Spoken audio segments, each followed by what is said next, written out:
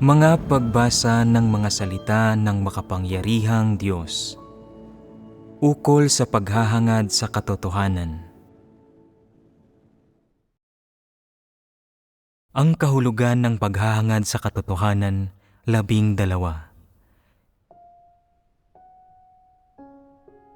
Kung titingnan ito batay sa mga kasabihan ng wastong asal at sa diwa ng mga ito na pinagbahagi na natin noong huli, itinatago ng gayong mga kasabihan sa tradisyonal na kultura ang mga tiwaling disposisyon at ang diwa ng sangkatauhan, at siyempre, tinatago rin ng mga ito ang katunayan na ginagawang tiwali ni Satanas ang sangkatauhan. Ang mga definisyon ng mga lalaki at babae sa tradisyonal na kultura na pinagbahaginan natin ngayong araw ay malinaw na naglalarawan ng isa pang mahalagang aspeto ng mga kasabihan sa wastong asal. Anong diwa iyon? Ang mga kasabihang ito tungkol sa wastong asal ay hindi lamang nakalilito, nanglilihis at nanglilimita ng pag-iisip ng mga tao, kundi siyempre nagtatanim din ang mga ito sa mga tao ng mga maling konsepto at pananaw tungkol sa iba't ibang tao, usapin at bagay. Ito ay isang katunayan at isa pang mahalagang aspeto sa mga kasabihan sa wastong asal na isinusulong ni Satanas. Paano mapatutunayan ang salaysay na ito? Hindi pa ba sapat ang mga definisyon ng mga lalaki at babae sa mga kasabihan tungkol sa wastong asal na pinagbahaginan natin ngayon lang para mailarawan ang puntong ito? Sapat na nga ang mga ito para mailarawan ang puntong ito. Ang mga kasabihan tungkol sa wastong asal ay nagtatalakay lamang tungkol sa tama at maling pag-uugali at sa mabubuti at masasamang pagsasagawa, at mababaw lamang na nagtatalakay tungkol sa mabuti at masama, tama at mali. Hindi ipinaalam ng mga ito sa mga tao kung ano ang positibo at negatibo, mabuti at masama, tama at mali pagdating sa mga tao, usapin at mga bagay-bagay. Ang mga bagay na pinapasunod nila sa mga tao ay hindi mga tamang batayan o prinsipyo para sa pag-uugali at asal na sang-ayon sa sangkatauhan o kapaki-pakinabang sa mga tao. Nilalabag man ng mga kasabihang ito sa wastong asal ang mga likas na batas ng sangkatauhan o handamang sumunod ang mga tao rito o hindi. Pinipilit nito ang mga tao na kumapit ng mahigpit sa dogma nang hindi kinikilala kung ano ang tama at mali, mabuti at masama. Kung mabibigo kang sundin ang mga ito, lalaitin at kukundinahin ka ng lipunan at lalaitin mo pa nga ang iyong sarili. Tunay ba itong larawan ng kung paano kinukulong ng tradisyonal na kultura ang pag-iisip ng tao? Ito ay tumpak na tunay na sumasalamin sa kung paano kinukulong ng tradisyonal na kultura ang pag-iisip ng tao.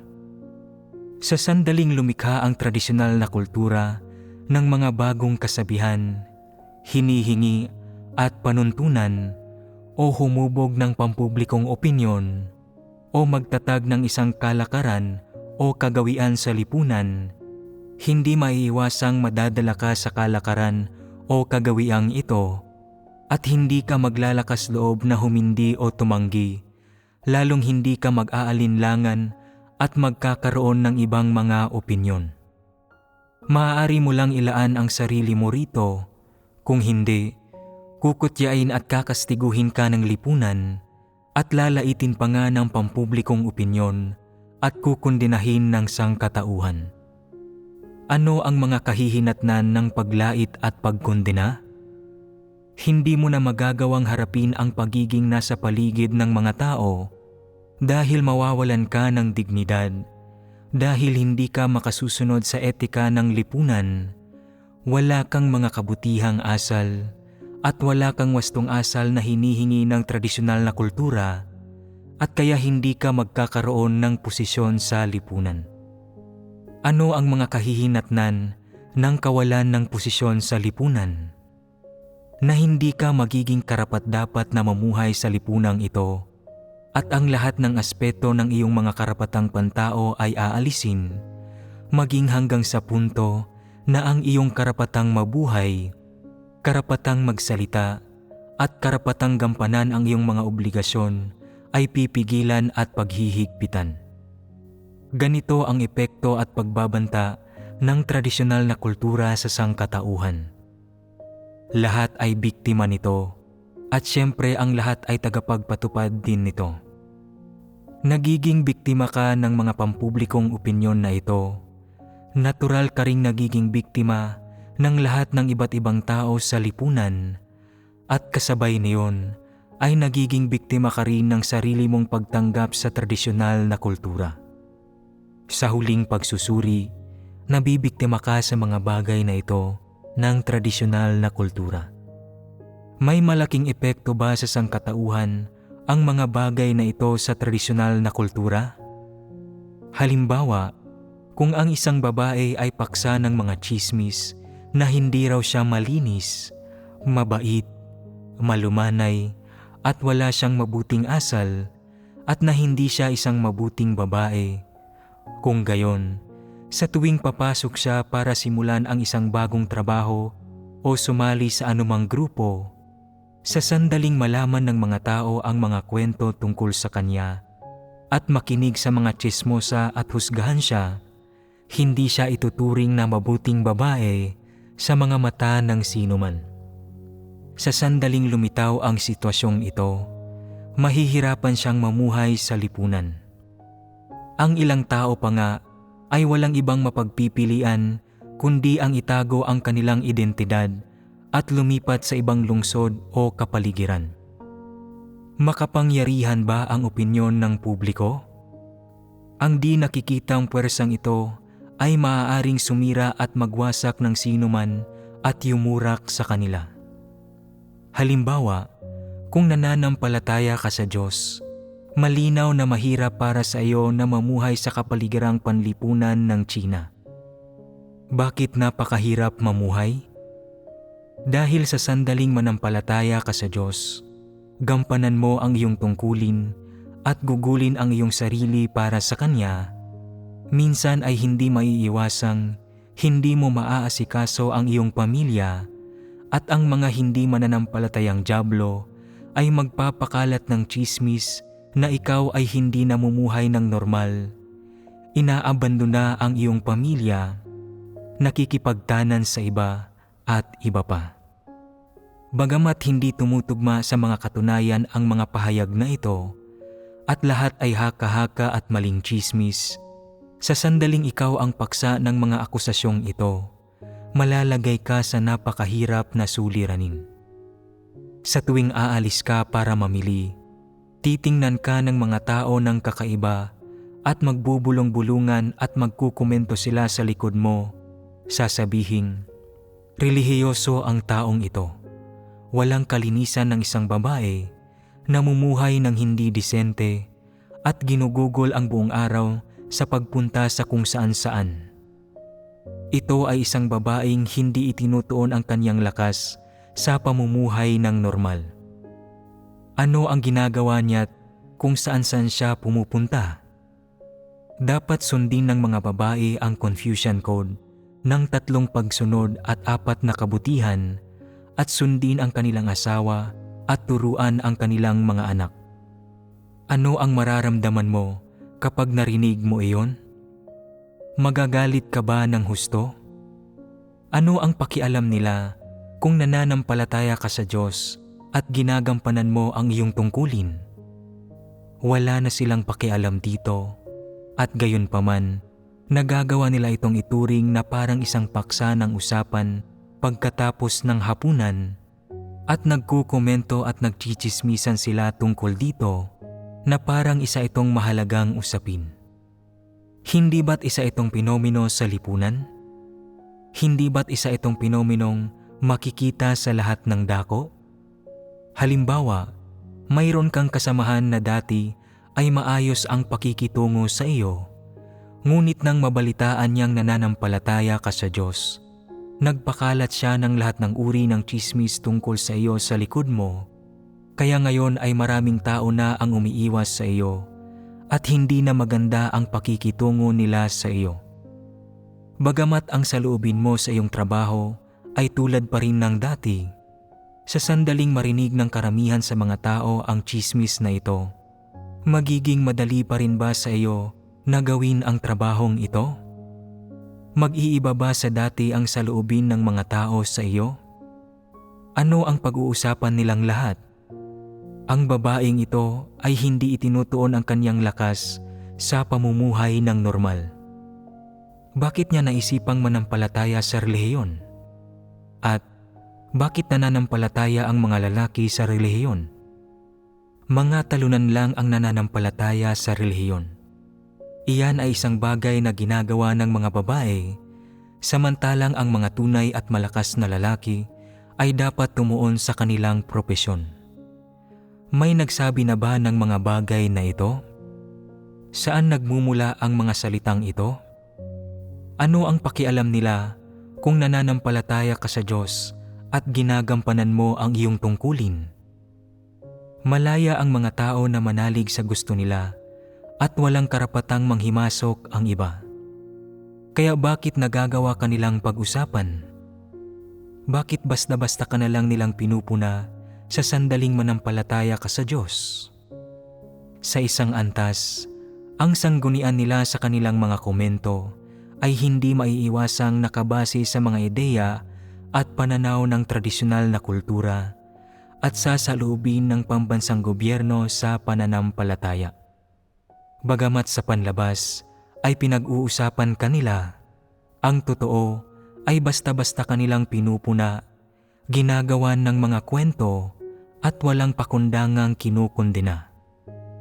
Ano't anuman, ang batayan sa mga komento at panghuhusga ng mga tao, pati na rin sa kanilang mga pananaw at saloobin sa iyong pananampalataya, ay lubos na naimpluwensyahan ng tradisyonal na kultura at ateistikong ideolohiya. Dahil bukod sa pagtuturo sa mga tao sa kung paano maging isang babae at paano maging isang lalaki, ano ang mahahalagang ideya ng tradisyonal na kultura? Na walang langit at walang Diyos. Sa madaling salita, ito ay mga ateistikong ideya at pananaw. Kaya naman, tinatanggihan nila ang mga taong may pananalig, lalo na ang mga nananampalataya sa tunay na Diyos. Kung nakikibahagi ka sa mga mapamahiing aktibidad, nabibilang sa isang kulto, o nakikibahagi sa anumang aktibidad ng relihiyon, maaari ka nilang baliwalain. Kung ikaw ay mapamahiin, maaari pa rin silang makisama sa iyo.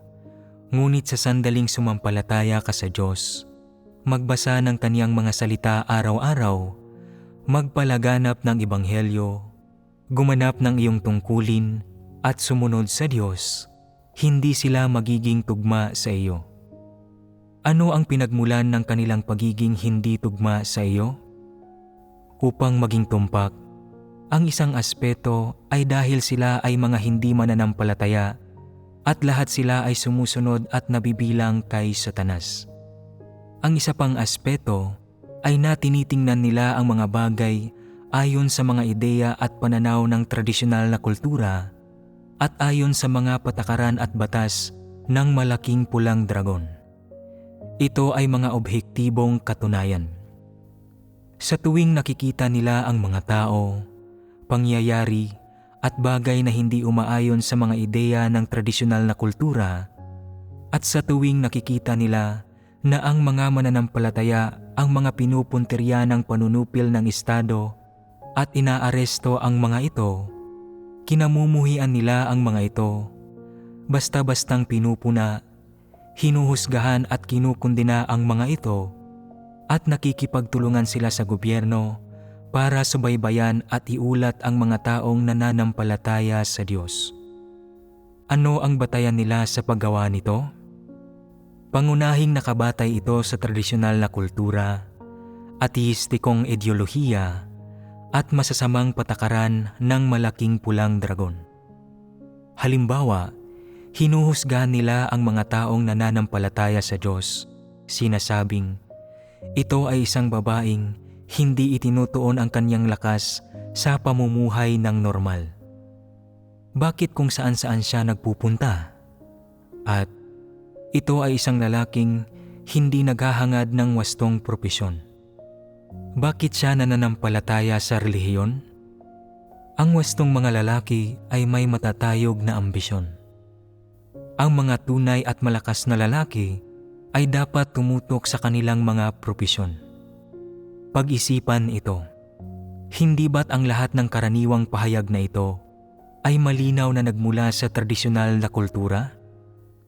Lahat ito ay nagmula sa tradisyonal na kultura.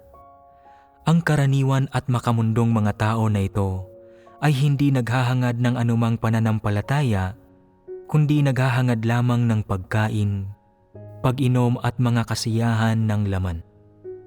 Ang kanilang isipan ay hindi lamang puspos ng masasamang kalakaran, kundi malalim ding nakagapos at nakakulong sa mga bagay na ito ng tradisyonal na kultura.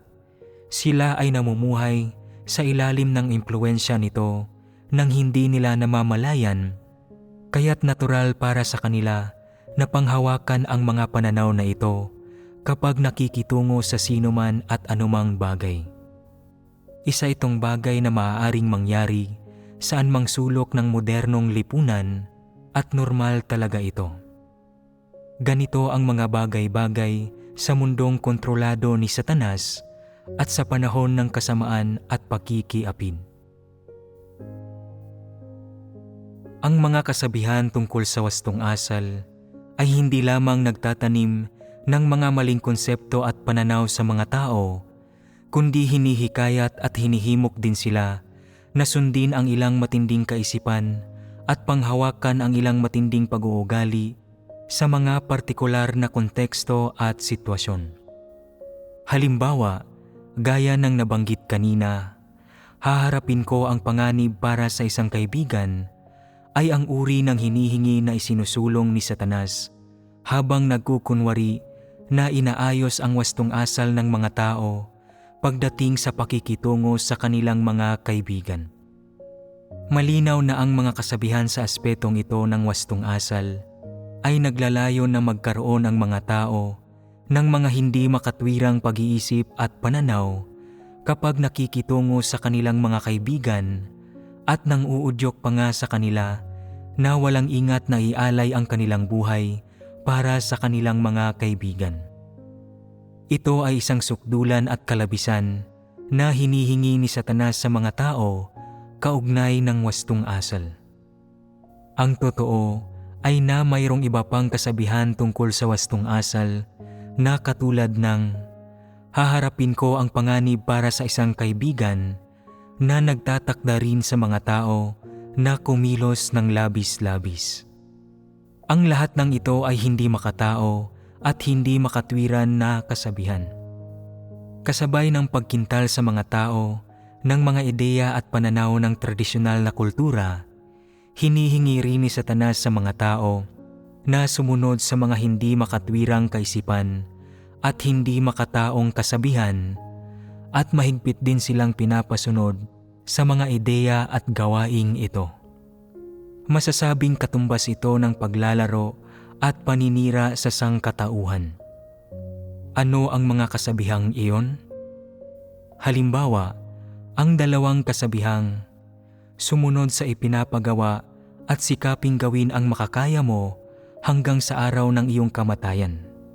At ang mga silkworm ng tagsibol ay naghahabi hanggang sa mamatay ang mga ito, at ang mga kandila ay nauubos hanggang matuyo ang mga luha ng mga ito, ay nagsasabi sa mga tao sa mas tahasang paraan kaysa sa haharapin ko ang panganib para sa isang kaibigan na huwag pahalagahan ang buhay at na dapat sayangin ang buhay sa ganitong paraan. Kapag hinihingi sa mga tao na isuko ang kanilang buhay, hindi nila dapat masyadong pahalagahan ang buhay, at sa halip ay dapat silang sumunod sa mga kasabihang sumunod sa ipinapagawa at sikaping gawin ang makakaya mo hanggang sa araw ng iyong kamatayan. At ang mga silkworm ng tagsibol ay naghahabi hanggang sa mamatay ang mga ito, at ang mga kandila ay nauubos hanggang matuyo ang mga luha ng mga ito. Halos nauunawaan na ninyong lahat ang literal na kahulugan ng dalawang kasabihang ito sa wastong asal. Ngunit ano nga ba ang ipinapahayag at isinusulong ng mga ito? Para kanino ka dapat sumunod sa ipinapagawa at sikaping gawin ang makakaya mo hanggang sa araw ng iyong kamatayan? Para kanino dapat ang mga uod ng seda ng tagsibol humabi hanggang sa sila ay mamatay, at maupos ang mga kandila hanggang sa ang kanilang mga luha ay matuyo? Dapat tanungin at pagnilayan ng mga tao ang sarili nila. Makabuluhan bang gawin ang iminumungkahi ng mga kasabihang ito? Ang ganitong mga kasabihan ay unang nililinlang at pinapamanhid ang isipan mo, ginugulo ang iyong paningin, at pagkatapos ay tinatanggal ang iyong mga karapatang pantao. Inaakay ka sa maling direksyon. Binibigyan ka ng mga maling definisyon at pananaw, at pagkatapos niyon ay hinihimo kang isuko ang iyong kabataan at buhay para sa bansa, lipunan at bayang ito, o para sa isang propesyon o para sa pag-ibig. Sa ganitong paraan, hindi namamalayang isinusuko ng mga tao ang kanilang buhay kay Satanas sa isang naguguluhan, nalilitong kalagayan, at higit pa rito, ginagawa nila ito ng kusa at nang walang reklamo o panghihinayang. Sa mismong sandaling isuko nila ang kanilang buhay, ay sakalang nila nauunawaan ang lahat at nararamdaman na dinaya sila sa paggawa nito para lang sa mga walang kabuluhang kadahilanan, ngunit huli na at wala nang natitirang oras para magsisi. Kaya ginugugol nila ang kanilang buhay ng nalilinlang, naluloko, nawawasak, nasisira at nayuyurakan ni Satanas, at sa huli, ang pinakamahalagang bagay na mayroon sila, ang buhay, ay kinuha rin. Ito ang kahihinatnan ng mga tao na tinuruan ng mga kasabihan tungkol sa wastong asal sa tradisyonal na kultura, at ganap itong nagpapatunay kung ano ang kahabag-habag na kapalaran na naghihintay sa mga namumuhay sa ilalim ng kapangyarihan ni Satanas at mga nalinlang at naloko nito. Anong mga salita ang makapaglalarawan sa iba't ibang taktikang ginagamit ni Satanas sa pagtrato sa sangkatauhan? Para simulan, mayroong magpamanhid, manlinlang, at ano pa? Sabihin sa akin ang ilan. Lokohin, sirain, yurakan, wasakin. Mayroon ding udyukan, akitin, hingin ang buhay ng isang tao, at panghuli, paglaruan ang mga tao at lamunin sila. Ito ang resulta ng pagtitiwali ni Satanas sa mga tao. Ang mga tao ay namumuhay sa ilalim ng kapangyarihan ni Satanas at ayon sa mga disposisyon ni Satanas. Kung hindi dahil sa pagpapahayag ng Diyos sa katotohanan at paggawa sa gawain ng paghatol at pagkastigo upang iligtas ang mga tao, hindi ba't lahat ng sangkatauhan ay wawasakin, lalamunin at lilipulin ni Satanas? Anong mga bagay sa tradisyonal na kultura ang ipinapahayag ng sangkatauhan? Ano ang ibig sabihin ng sumunod sa ipinapagawa at sikaping gawin ang makakaya mo hanggang sa araw ng iyong kamatayan?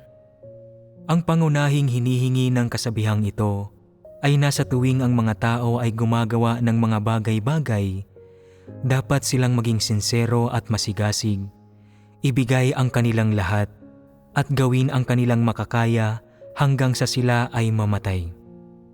Sino nga ba ang pinaglilingkuran ng mga tao sa pamamagitan ng paggawa nito? Siyempre ito ay ang lipunan, ang kanilang katutubong lupain at ang bayan. Kaya sino ang may hawak ng kontrol sa lipunang ito, sa katutubong lupain at sa bayang ito? Walang duda na ito ay si Satanas at ang mga diablong hari. Kaya ano ang mga layon na gustong makamit ni Satanas at ng mga diablong hari sa paggamit ng tradisyonal na kultura para linlangin ang mga tao? Ang isa ay ang gawing makapangyarihan ang bansa at maunlad ang bayan, at ang isa pa ay ang hikayatin ang mga tao na bigyang karangalan ang kanilang mga ninuno at maalala sa mga susunod na henerasyon. Sa ganoong paraan, mararamdaman ng mga tao na wala nang hihigit pang karangalan kaysa sa gawin ang lahat ng bagay na ito, at magpapasalamat sila sa mga diablong hari at magiging handang isuko ang kanilang buhay para sa bayan, para sa lipunan, at para sa lupang tinubuan. Ang totoo, ang ginagawa lang nila ay paglingkuran si Satanas at ang mga diablong hari, at pinaglilingkuran ang mga nangingibabaw na posisyon ni Satanas at ng mga diablong hari, at isinusuko ang kanilang mahalagang buhay para sa mga ito. Kung imbes na sabihin sa mga tao na gampanan ang kanilang tungkulin bilang nilikha ng buong puso, isip at lakas, at isabuhay ang pagkakawangis ng isang tao, sa halip ay hinihiling ng mga kasabihan ng tradisyonal na kultura sa mga tao na mamatay alang-alang sa bansa para sa mga diablong hari o para sa ibang kadahilanan, kung gayon, nililin lang ng mga ito ang mga tao. Sa panlabas, sinasabihan nito ang mga tao na gawin ang kanilang parte para sa bansa at bayan gamit ang mga salitang tila importante at makatwiran, ngunit ang totoo ay pinipilit nito ang mga tao na mag-alay ng buong buhay na pagsisikap at isakripisyo pa nga ang buhay nila upang paglingkuran ang mga nangingibabaw na posisyon ni Satanas at ng mga diablong hari. Hindi ba't nililin lang, niloloko at pinapahamak nito ang mga tao? Ang iba't ibang kasabihan na isinusulong ng tradisyonal na kultura ay hindi humihingi sa mga tao kung paano nila dapat isabuhay ang normal na pagtatao sa totoong buhay o kung paano gampanan ang kanilang mga responsibilidad at tungkulin, kundi sa halip, hinihingi ng mga ito sa mga tao kung anong uri ng wastong asal ang dapat nilang ipakita sa loob ng balangkas ng lipunan sa pangkalahatan, o sa madaling salita, sa ilalim ng kapangyarihan ni Satanas. Gayon din, ang kasabihan sa wastong asal na sumunod sa ipinapagawa at sikaping gawin ang makakaya mo hanggang sa araw ng iyong kamatayan ay isa ring paniniwala na inihain para pilitin ang mga tao na maging tapat sa lipunan, sa bayan, at lalo na sa kanilang katutubong lupain. Ang ganitong uri ng paniniwala ay humihingi sa mga tao na magsikap sa paglilingkod sa bansa, sa kanilang katutubong lupain at lipunan, at magsikap na gawin ang kanilang makakaya hanggang sa kanilang kamatayan. Tanging ang mga masigasig at nagbibigay ng lahat nila hanggang sa araw ng kanilang kamatayan ang itinuturing na marangal, malinis, at karapat-dapat na igalang at gunitain ng mga susunod na henerasyon. Ang unang bahagi ng kasabihang ito, sumunod sa ipinapagawa at sikaping gawin ang makakaya mo, ay nangangahulugang maging masigasig at ibigay ang lahat mo. Mayroon bang anumang problema sa pariralang ito? Kung titingnan natin ito mula sa perspektiba ng likas na gawin ng tao at sa saklaw ng kung ano ang maisasakatuparan ng sangkatauhan, walang malalaking isyu sa pariralang ito. Hinihingi nito sa mga tao na maging masipag at ibigay ang kanilang lahat kapag gumagawa ng mga bagay o nagsasagawa ng isang layon. Sa esensya ay walang mali sa ganitong saloobin na medyo naaayon naman sa pamantayan ng normal na pagkatao at dapat magkaroon ng ganitong uri ng saloobin ang mga tao kapag ginagawa ang mga bagay-bagay. Ito ay medyo positibong bagay. Ibig sabihin, kapag gumagawa ng isang bagay, kailangan mo lang maging masigasig, ibigay ang lahat mo, gampanan ang iyong mga responsibilidad at obligasyon, at mamuhay ayon sa iyong konsiyensya. Para sa sino mang may normal na pagkatao, konsiyensya at katinuan, wala nang mas normal kaysa rito at ang hinihinging ito ay hindi isang kalabisan. Pero ano ang kalabisan? Ito ang parte na humihingi sa mga tao na huwag huminto hanggang sa araw ng kanilang kamatayan. May problema sa pariralang hanggang sa araw ng iyong kamatayan na hindi ka lamang dapat na maging masigasig at ibigay ang iyong lahat, kundi dapat mo ring ialay ang iyong buhay at maaari ka lamang huminto kung mamamatay ka, kung hindi ay hindi ka maaaring huminto. Ibig sabihin nito ay dapat mong isakripisyo ang iyong buhay at ang isang habang buhay na pagsisikap. Hindi ka maaaring magkaroon ng mga makasariling motibo at hindi ka maaaring sumuko hanggat nabubuhay ka. Kung susuko ka sa kalagitnaan, sa halip na magtiyaga hanggang kamatayan, hindi ito maituturing na mabuting wastong asal. Ito ay isang pamantayan sa pagsukat ng wastong asal ng mga tao sa tradisyonal na kultura.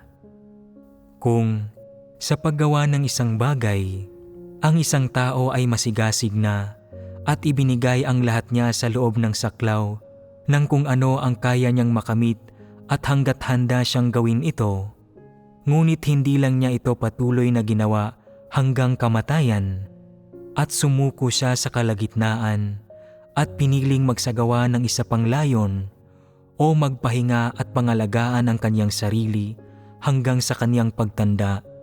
Hindi ito pagsunod sa ipinapagawa at pagsisikap gawin ang makakaya mo hanggang sa araw ng iyong kamatayan. Kaya't ang taong ito ay walang taglay na mabuting wastong asal. Ano ang tingin mo roon bilang isang pamantayan? Tama ba ito o mali? Malinaw na hindi naaayon ang pamantayang ito sa likas na gawin ng normal na pagkatao at sa mga karapatang nararapat para sa mga normal na tao. Hindi lamang nito hinihingi sa mga tao na maging masigasig, na ibigay ang lahat nila at wala nang iba pa, kundi sa halip ay inoobliga nito ang mga tao na magpatuloy at huwag huminto hanggang sa mamatay sila. Ito ang hinihingi nito sa mga tao.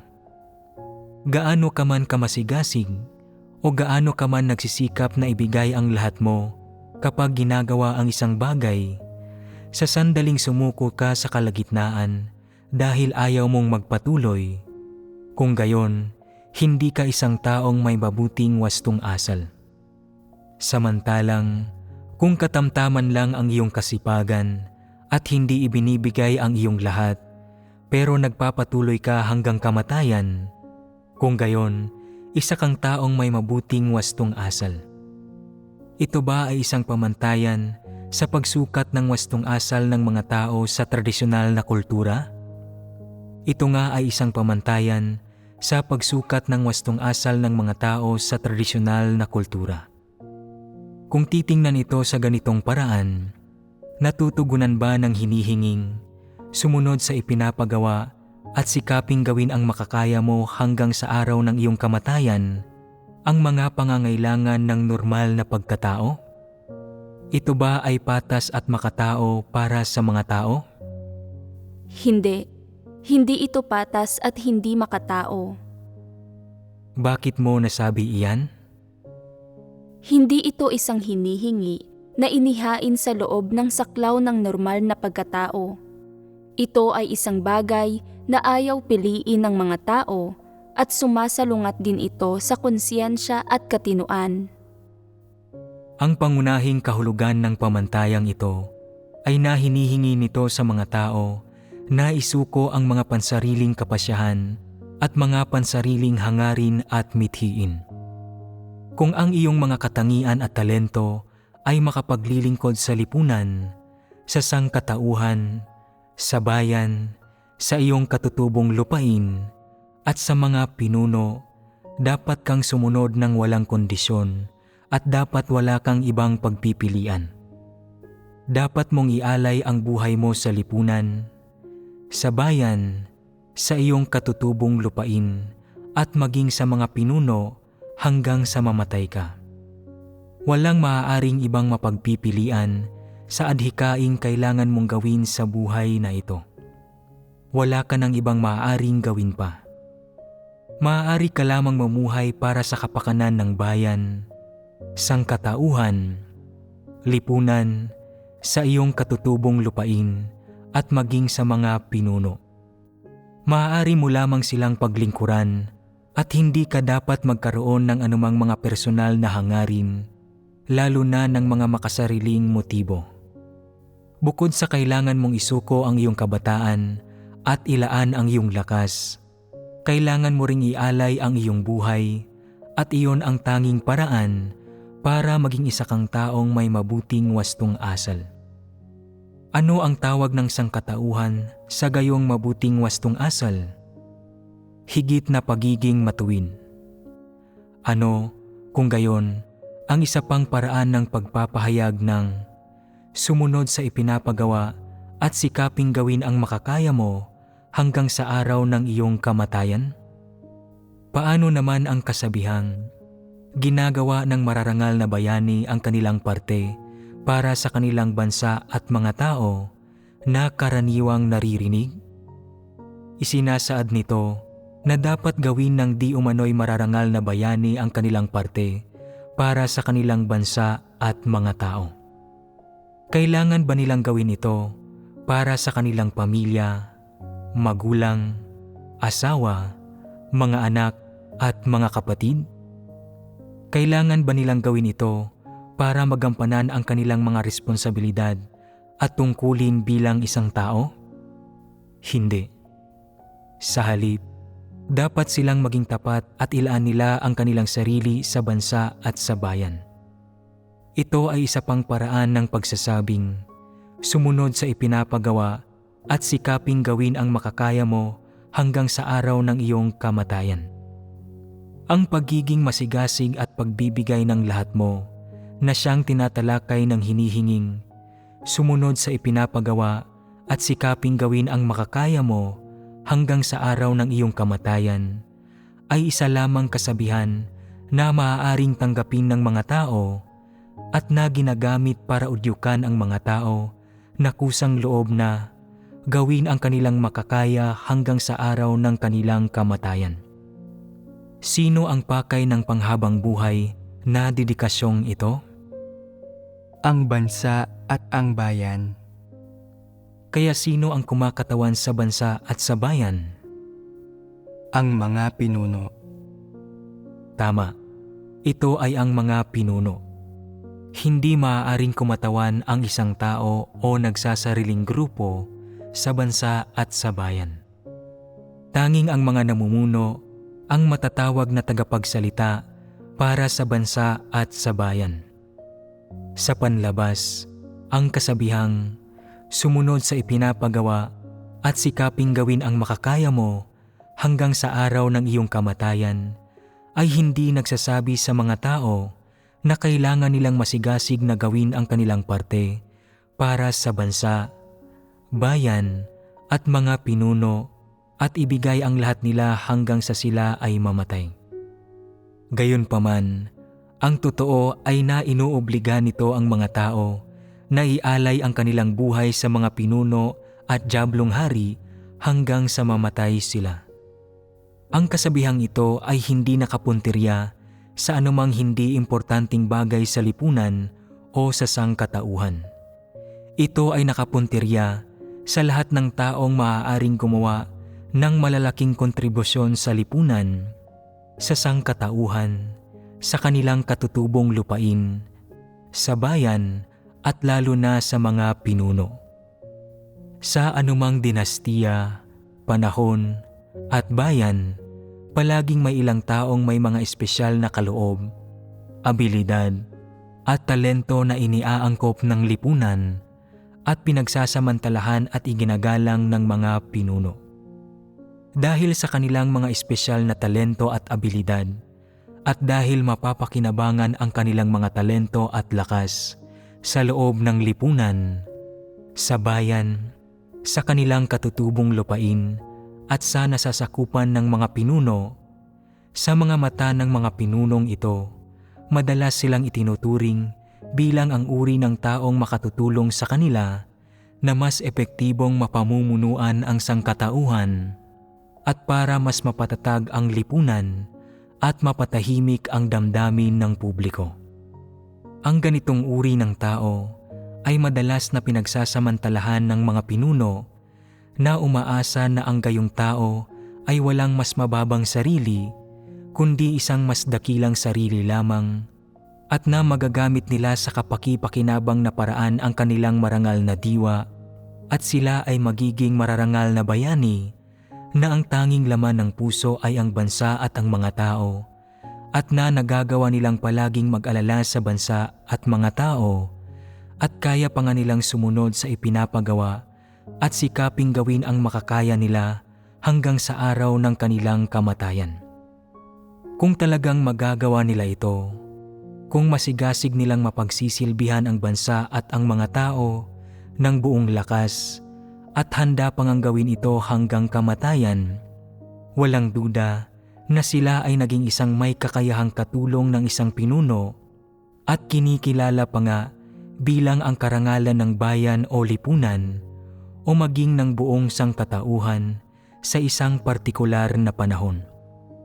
Sa tuwing may gayong grupo ng mga tao sa lipunan sa isang partikular na panahon o mayroong ilang matuwid na loyalista na ipinagdiriwang bilang mga dakila at mararangal na bayani at mga kayang sumunod sa ipinapagawa para sa paglilingkod sa lipunan, sangkatauhan, sa kanilang katutubong lupain, sa bayan at sa pinuno, nagsisikap na gawin ang lahat ng kanilang makakaya hanggang sa araw ng kanilang kamatayan. Kung gayon, ang panahong ito ay itinuturing ng sangkatauhan bilang isang maluwalhating panahon ng kasaysayan. Gaano karaming marangal na bayani sa kasaysayan ng Tsina ang nagawang sumunod sa ipinapagawa para sa paglilingkod sa kanilang bansa at mga tao at nagsikap na gawin ang kanilang makakaya hanggang sa araw ng kanilang kamatayan? Maaari ba ninyong pangalanan ang ilan sa kanila? Chu Yan, Zhuge Liang, Yue Fei at iba pa. Sa kasaysayan ng Tsina, mayroon talagang iilan na kilalang tao na nagawang mag-alala tungkol sa bansa at sa mga tao, sumunod sa ipinapagawa para sa paglilingkod sa kanilang bansa at bayan at pagtitiyak sa kaligtasan ng mga tao at sinisikap na gawin ang kanilang makakaya hanggang sa araw ng kanilang kamatayan. Sa bawat panahon ng kasaysayan, sa Tsina at labas pa rito, sa larangan man ng politika o sa pangkalahatang populasyon, mayroong mga tao, maging mga politiko man o mga naglalakbay na kabalyero na sumusunod sa mga kasabihan ng tradisyonal na kultura gaya ng sumunod sa ipinapagawa at sikaping gawin ang makakaya mo hanggang sa araw ng iyong kamatayan. Ang gayong mga tao ay may kakayahang maingat na tumalima sa hinihinging, sumunod sa ipinapagawa at sikaping gawin ang makakaya mo hanggang sa araw ng iyong kamatayan at nagagawa ring mahigpit na sumunod sa ideyang ito ng paglilingkod sa bansa at mga tao at pag-aalala tungkol sa bansa at mga tao. Nagagawa nilang sumunod sa gayong mga kasabihan ng wastong asal at mahigpit na hinihingi sa kanilang sarili na gawin ang mga bagay na ito. Siyempre, ginagawa nila ito para sa kanilang kasikatan, para maalala sila ng mga tao sa hinaharap. Isang aspeto iyon. Ang isa pang aspeto na kailangang mabanggit ay na lumitaw ang mga pag-uugaling ito bilang resulta ng mga ideya ng tradisyonal na kultura na naitanim sa isip at nakaimpluwensya sa mga tao. Kaya, naaangkop ba mula sa perspektiba ng sangkatauhan ang mga hinihinging ito ng tradisyonal na kultura sa mga tao? Hindi. Bakit hindi angkop ang mga ito? Gaano man kalaki ang abilidad ng isang tao o gaano man siya katalino, kagaling o kamarunong, ang kaniyang pagkakakilanlan at likas na gawi ay iyong sa isang tao at imposibleng makalagpas siya sa saklaw na ito. Medyo mas matalino at mas may kalidad lang siya kaysa sa iba at mas nakatataas sa karaniwang tao kung ang pag-uusapan ay ang kanyang mga pananaw sa mga bagay-bagay at mas may samut-sari at madaling makaangkop na mga paraan sa paggawa ng mga bagay-bagay at mas mahusay at nagkakamit ng mas magagandang resulta. Iyon lang.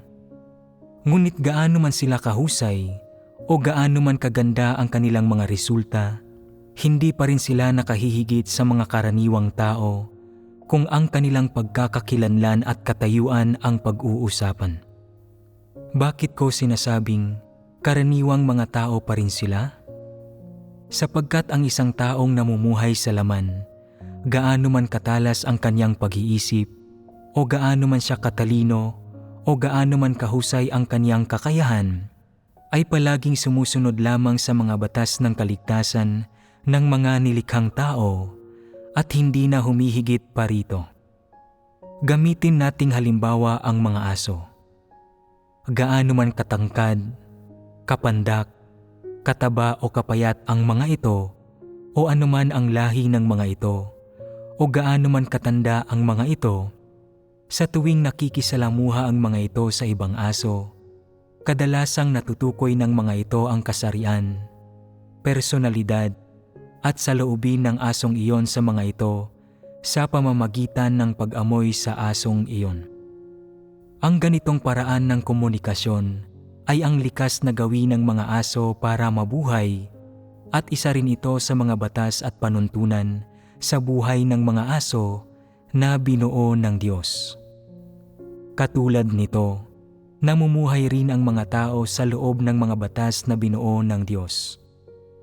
Gaano ka man katalas o kamarunong, gaano ka man kahusay o marami ka mang talento, gaano ka man kagaling o gaano man kadakila ang iyong mga pagsusumikap, kailangan mo pa ring matulog ng 6 hanggang 8 oras at kumain ng 3 beses araw-araw.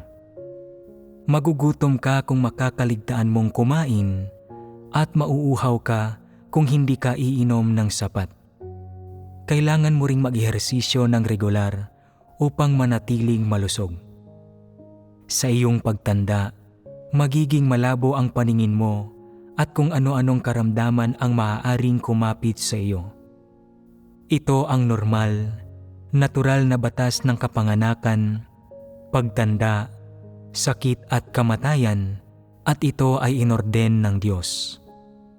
Walang sino man ang maaaring lumabag sa batas na ito o makatatakas dito. Batay rito, gaano ka man kahusay at anuman ang iyong kakayahan at talento, isa ka pa ring karaniwang tao. Kahit na magkapakpak ka at lumipad-lipad sa langit, sa huli ay kailangan mo pa ring bumaba pabalik sa lupa at maglakad gamit ang 2 paa at magpahinga kapag napapagod, kumain kapag nagugutom, at uminom kapag nauuhaw. Ito ay likas na gawin ng tao at ang likas na ugaling ito ay ang inorden ng Diyos para sa iyo. Hinding-hindi mo ito mababago ni matatakasan. Gaano man kahusay ang mga abilidad mo, hindi mo maaaring labagin ang batas na ito at hindi ka pwedeng lumampas sa saklaw na ito. Sa makatuwid, gaano man kahusay ang mga tao, Hindi nagbabago ang pagkakakilanlan at katayuan nila bilang mga tao, at hindi rin nagbabago ang pagkakakilanlan at katayuan nila bilang mga nilikha. Kahit pa makagawa ka ng mga kontribusyon sa sangkatauhan na medyo espesyal at katangi-tangi, isa ka pa ring tao. At sa tuwing makatatagpo ka ng panganib, makararamdam ka pa rin ng takot at pagkataranta, manghihina ang mga tuhod mo, at mawawalan ka pa nga ng kontrol sa iyong katawan. Bakit kaya ganito ang iyong magiging asal? Dahil ikaw ay tao. Dahil ikaw ay tao, mayroon ka nitong mga pag-uugali na dapat taglayin ng mga tao. Ito ang mga batas ng kalikasan at walang makatatakas sa mga ito. Hindi dahil marami kang nagawang namumukod-tanging kontribusyon ay nangangahulugan na agad na superhuman o pambihira ka na o hindi ka na normal na tao. Lahat ng iyon ay imposible. Kaya kahit ipagpalagay na kaya mong sumunod sa ipinapagawa para sa paglilingkod sa bansa at bayan at magsikap na gawin ang iyong makakaya hanggang sa araw ng iyong kamatayan, dahil namumuhay ka sa saklaw ng normal na pagkatao, kakailanganin mong tiisin ang matinding bigat sa kaibuturan ng puso mo.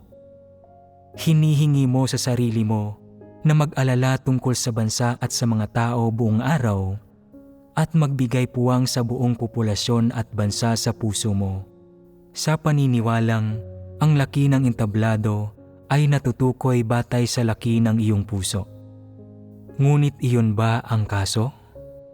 Ang isang tao ay hindi kailanman magiging iba sa mga ordinaryong tao sa pamamagitan lamang ng pag-iisip ng naiiba, at hindi rin sila magiging iba o nakatataas sa mga ordinaryong tao o mapahihintulutang lumabag sa mga panuntunan ng normal na pagkatao at sa mga batas ng buhay dahil lamang sila ay may mga espesyal na kaloob o talento o dahil nakagawa sila ng mga namumukod-tanging kontribusyon sa sangkatauhan.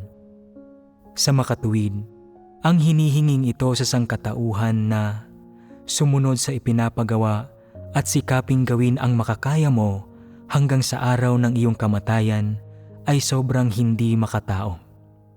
Kahit na ang isang tao ay may mas mahuhusay na talento at ideya kaysa sa mga ordinaryong tao o mas mahusay na pananaw sa kinabukasan at paghuhusga o mas mahusay kaysa sa mga ordinaryong tao sa pagharap sa mga bagay-bagay o mas mahusay sa pagtingin at pag-unawa sa mga tao o gaano man siya mas mahusay kaysa sa mga ordinaryong tao, namumuhay siya sa laman at kailangan pa rin niyang sumunod sa mga batas at panuntunan ng buhay ng normal na pagkatao. Dahil dapat siyang sumunod sa mga batas at panuntunan ng buhay ng normal na pagkatao, hindi ba't hindi makatao ang gumawa ng mga hindi makatotohanang kahilingan sa kanya na hindi umaayon sa pagkatao? Hindi ba't pagtapak ito sa kanyang pagkatao kung tutuusin? Sinasabi ng ilang tao, sa mga kaloob at talentong ito na ibinigay sa akin ng langit, ako ay pambihira at hindi ordinaryong tao. Dapat kong panatilihin sa aking puso ang lahat ng bagay na nasa ilalim ng langit. Ang mga tao, ang bayan, ang aking katutubong lupain at ang mundo. Hayaan mong sabihin ko sa iyo na ang pagpapanatili ng mga bagay na ito sa puso mo ay isang karagdagang pasanin na ipinataw sa iyo ng mga naghaharing uri at ni Satanas, kaya't sa paggawa nito ay inilalagay mo ang sarili mo sa landas ng kapahamakan. Kung gusto mong papanatilihin ang mundo, ang mga tao, ang bayan, ang iyong katutubong lupain, at ang mga mithiin at pagnanais ng mga namumuno sa puso mo, mamamatay ka ng maaga. Kung papanatilihin mo ang mga bagay na ito sa puso mo, katulad lang ito ng paglalagay sa sarili mo sa isang napakamapanganib na sitwasyon. Napakadelikadong gawin ang bagay na ito at talagang walang kabuluhan. Kapag pinanghahawakan mo ang mga bagay na ito sa puso mo, mataas ang hinihingi mo sa iyong sarili sa pag-iisip na kailangan kong sumunod sa ipinapagawa at magsikap na gawin ang makakaya ko hanggang sa araw ng aking kamatayan. Dapat akong mag-ambag sa dakilang layo ng bayan at ng sangkatauhan at dapat kong ialay ang aking buhay sa sangkatauhan. Ang pagkakaroon ng gayong dakila at matayog na mga ambisyon ay magdadala lamang sa iyo sa isang maagang katapusan, sa hindi likas na kamatayan o sa ganap na pagkawasak. Isipin mo ito. Ilan sa mga sikat na makasaysayang tao na iningatan ang mundo sa kanilang puso ang namatay ng masaya? Ang ilan ay nagpakamatay sa pamamagitan ng pagtalon sa ilog. Ang ilan ay pinatay ng mga pinuno. Ang ilan ay pinugutan ng ulo sa gilotina. At ang ilan ay sinakal ng lubid hanggang sa mamatay. Posible bang papanatilihin ng mga tao ang mundo sa kanilang puso? Ang mga dakilang layon ng katutubong lupain, ang kasaganahan ng bayan, ang kapalaran ng bansa, at ang tadhana ng sangkatauhan ay mga bagay ba na kayang pasanin ng isang tao sa kanyang mga balikat at mabigyang puwang sa kanyang puso? Kung mabibigyan mo ng puwang sa puso mo ang iyong mga magulang at mga anak, ang mga pinakamalapit sa iyo at pinakamamahal mo, ang sarili mong mga responsibilidad at ang misyon na ipinagkatiwala sa iyo ng langit, kung gayon ay nagtatagumpay ka na at natutupad mo na ang iyong mga responsibilidad. Hindi mo na kailangang alalahanin ang bansa at ang mga tao at hindi mo na kailangang maging isang marangal na bayani. Sino ang mga taong laging gustong papanatilihin sa puso nila ang mundo, ang bayan at ang kanilang katutubong lupain? Lahat sila ay sobrang ambisyosong mga tao na labis ang bilib sa kanilang mga abilidad. Napakabusilak ba talaga ng puso mo? Hindi ka ba nagiging sobrang ambisyoso? Saan mismo nagmumula ang iyong ambisyon? Ano ang maaari mong gawin sa sandaling pinananatili mo ang mga bagay na ito sa iyong puso?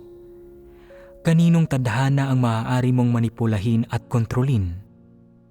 Hindi mo nga man lang makontrol ang sarili mong tadhana, pero gusto mong papanatilihin ang mundo, bayan at sangkatauhan sa puso mo. Hindi ba't ito ang ambisyon ni Satanas? Kaya, para sa mga itinuturing ang kanilang sarili bilang mga taong may kakayahan, ang maingat na pagtalima sa hinihinging, sumunod sa ipinapagawa at magsikap na gawin ang kanilang makakaya hanggang sa araw ng kanilang kamatayan, ay ang pagtahak sa landas tungo sa kapahamakan. Ito ay paghahangad ng kamatayan. Ang sino mang gustong mag-alala tungkol sa bansa at sa mga tao at sumunod sa ipinapagawa para sa paglilingkod sa mga tao at sa kanyang katutubong lupain at magsikap na gawin ang lahat ng kanyang makakaya hanggang sa araw ng kanyang kamatayan, ay patungo sa kanyang kapahamakan. Kaibig-ibig ba ang mga taong ito? Bukod sa hindi kaibig-ibig ang mga taong ito, medyo kahabag-habag at katawa-tawa pa nga sila at talagang sobrang hangal. Bilang isang tao, dapat mong tuparin ang iyong mga obligasyon at responsibilidad sa loob ng pamilya, gampanan ng tama ang iyong papel at mga responsibilidad sa anumang panlipunan o etnikong grupo, tumalima sa mga batas at regulasyon ng lipunan at kumilos ng makatwiran sa halip na magsabi ng tila mga importanteng bagay. Ang gawin kung ano ang magagawa at dapat gawin ng mga tao, ito ang nararapat.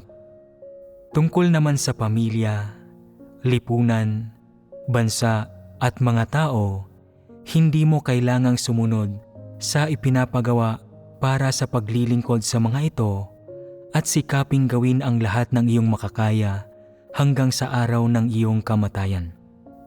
Kailangan mo lang gawin ang iyong tungkulin sa pamilya ng Diyos ng buong puso, isip at lakas mo at wala nang iba pa. Paano mo dapat gawin ang iyong tungkulin kung gayon? Sapat na ang sundin ang mga salita ng Diyos at tumalima sa mga katotohanang prinsipyo ayon sa hinihingi ng Diyos.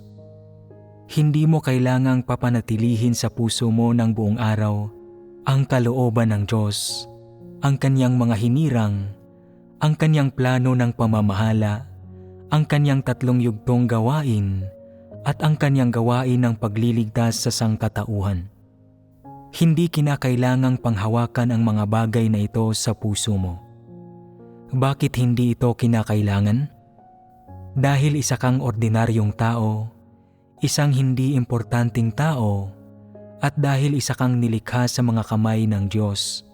Ang paninindigan na dapat mong panghawakan at ang responsibilidad na dapat mong pasanin ay ang matapat na gampanan ang iyong tungkulin, tanggapin ang kataas-taasang kapangyarihan at mga pagsasaayos ng Diyos, magpasakop sa lahat ng pangangasiwa ng Diyos at sapat na iyon. Sobra ba ang hinihinging ito? Hinihiling ba sa iyo ng Diyos na isakripisyo mo ang buhay mo? Hindi hinihingi ng Diyos na isakripisyo mo ang buhay mo, samantalang ang kasabihang ito tungkol sa wastong asal ay humihingi na hanggat mayroon kang kahit na pinakamaliit na kakayahan, puso at marangal na diwa, dapat kang sumulong at sumunod sa ipinapagawa para sa paglilingkod sa iyong katutubong lupain at sa paglilingkod sa bayan.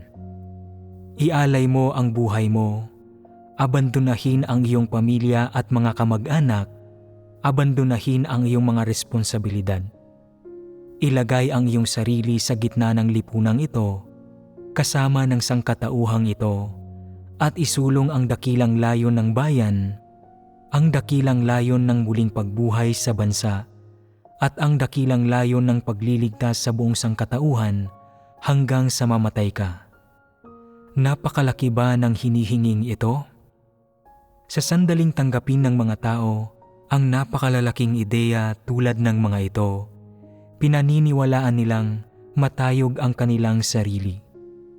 Lalo na sa kaso ng ilang tao na may mga espesyal na talento at talagang malalaking ambisyon at pagnanais, hinahangad nilang gumawa ng makasaysayang bagay at maalala sa mga susunod pang henerasyon, at hinihingi nila sa kanilang sarili na magsagawa ng isang layon sa buhay na ito, kaya lalo nilang pinahahalagahan at sinasamba ang mga pananaw ng tradisyonal na kultura. Katulad lang ng mga kasabihang, sumunod sa ipinapagawa at sikaping gawin ang makakaya mo hanggang sa araw ng iyong kamatayan, at ang kamatayan ay maaaring mas matimbang kaysa sa bundok ng Tay o mas magaan kaysa sa isang balahibo na isinusulong ng tradisyonal na kultura. Ang gayong mga tao ay determinadong maging mas matimbang kaysa sa bundok ng Tay. Ano ang ibig sabihin ng kasabihang, ang kamatayan ay maaaring mas matimbang kaysa sa bundok ng Tay? Ito ay hindi tungkol sa pagkamatay para sa mga walang kabuluhang pakinabang o para sa kapakanan ng pamumuhay bilang isang ordinaryong tao o pagtupad sa tungkulin ng isang nilikha o pagsunod sa mga batas ng kalikasan. Sa halip, ito ay ang mamatay para sa dakilang layon ng sangkatauhan, para sa muling pagkabuhay ng bayan, para sa kasaganahan ng bansa, at para sa pag-unlad ng lipunan, at upang patnubayan ang takbo ng sangkatauhan. Ang mga hindi makatotohanang kaisipang ito ng mga tao ang nagtulak sa kanila sa napakahirap na sitwasyon.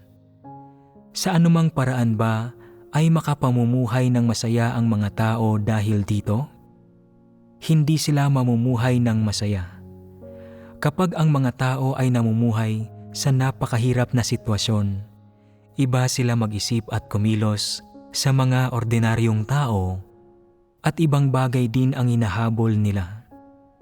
Nais nilang ipatupad ang kanilang mga ambisyosong plano, isakatuparan ang malalaking gawain at mga dakilang gawa at tamuhin ang malalaking bagay sa isang kompas lamang ng kanilang kamay. Unti-unting pumapasok ang ilang tao sa politika dahil tanging ang larangang pampolitika ang makatutugon sa kanilang mga hangarin at ambisyon. Sinasabi ng ilang tao, masyadong madilim ang larangan ng politika, hindi ako makikisali sa politika, pero taglay ko pa rin ang pagnanais na may maiambag sa makatarungang layon ng sangkatauhan. Kaya't sumasali sila sa isang organisasyon na hindi politikal. Sabi ng iba, hindi ako sasali sa isang organisasyon na hindi politikal. Magiging nag-iisang bayani ako. Gagamitin ko ang aking kadalubhasaan sa pinakamahusay na paraan sa pamamagitan ng pagnanakaw sa mayayaman para matulungan ang mahihirap at sa pagiging dalubhasa sa pagpatay ng mga tiwaling opisyal, lokal na maniniil, mga nakatataas na masasamang tao, masasamang pulis, mga bandido at maton, at sa pagtulong sa mga karaniwang tao at mahihirap. Anuman ang landas na tinatahak nila, ginagawa nila ito sa ilalim ng impluwensya ng tradisyonal na kultura at wala sa mga ito ang tamang landas. Gaano man naaayon ang ekspresyon ng mga tao sa mga kalakaran ng lipunan at mga popular na uso, hindi maiiwasang maiimpluwensyahan ang mga ito ng tradisyonal na kultura dahil palaging isinasaalang-alang ng sangkatauhan ang mga ekspresyon tulad ng alalahanin ang bansa at ang mga tao, panatilihin sa puso ng isang tao ang lahat ng bagay na nasa ilalim ng langit, dakilang mararangal na bayani, at ang makatarungang layon ng katutubong lupain bilang mga mithiin na kanilang hahangarin at paglalaanan ng kanilang sarili, sumunod sa ipinapagawa at sinisikap na gawin ang kanilang makakaya hanggang sa araw ng kanilang kamatayan. Ito ang realidad ng sitwasyon. May nakapagsabi na bang, ang gusto ko sa buhay ay maging isang magsasaka, sumusunod sa ipinapagawa at sinisikap na gawin ang makakaya ko hanggang sa araw ng aking kamatayan? May nakapagsabi na ba na magpapastol ako ng mga baka at tupa sa buong buhay ko, sumusunod sa ipinapagawa at sinisikap na gawin ang makakaya ko hanggang sa araw ng aking kamatayan? Mayroon bang gumagamit ng kasabihang ito sa mga ganitong sitwasyon? Ginagamit ng mga tao ang kasabihang sumunod sa ipinapagawa at sikaping gawin ang makakaya mo hanggang sa araw ng iyong kamatayan nang may isang uri ng ambisyon at hindi makatotohanang hangarin. Ginagamit ang kaaya-ayang retorika na ito para itago ang mga hangarin at ambisyon sa loob ng kanilang sarili.